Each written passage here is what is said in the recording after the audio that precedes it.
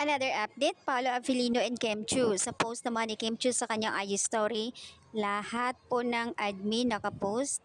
Dito ay nakasuot nga si Kim ng kulay pink na dress. Ano ang mayroon doon? At isang admin na sinasabing Kim Chu shoot today. Hinala ng karamihan, ito po ay another endorsement maliban sa calendar girl na latest endorsement niya. So ano ang mayroon dito? Napakaganda naman kasi ng kasuotan ni Kim. At isang post ng netizens na yung kumuha sa kanya ng videographer, wedding photographer nakalagay. Wedding photographer. So iniisip ng karamihan, anong mayroon? Bakit wedding talaga? So, ayan guys, kung hindi siya unisilver sa shoot ng Mega Magazine or something, basta tatlo lang yan.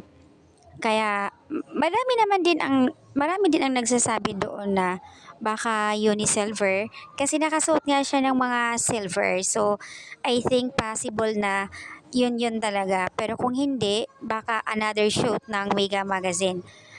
Ang mahalaga doon ay meron na naman siyang ganap. Grabe ha, tuloy-tuloy. As in walang pahinga.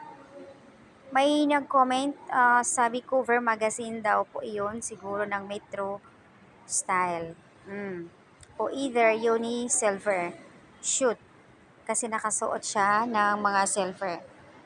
Pero doon ako natatawa kasi yung photographer pang wedding talaga at nakasuot pa talaga si Kim Cho ng pang bago magsuot ng pang wedding talaga, 'di ba? 'Yun yung unang isusuot na parang white na pang night.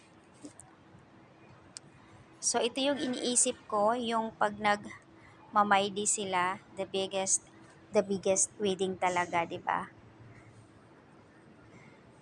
Although maraming mga dilolo pero nakakakilig kasi syempre iba talaga pagka Kimcho Avellino, madami ang endorsement. Ikaw na talaga, Kimi. Congratulations. So, ayan guys, palaisipan sa karamihan ngayon kung ano nga ito. Pero ang saya kasi syempre,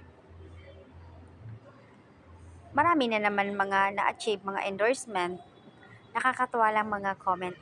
Bahala na kayo dyan, mga netizens. Basta, ayoko magdilulo. Masasakit lang dibdib ko. Basta ako masaya ako sa Kimpaw. So netizens, nagtatanong kung sino yung videographer. Kasi kahawig kasi ni Pau eh. So ayan, videographer siya, hindi po siya si Paolo Apelino. Parang anghel si Kimi, sobrang napakaganda.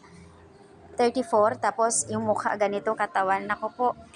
Para siyang 16 years old, ayon sa isang netizens.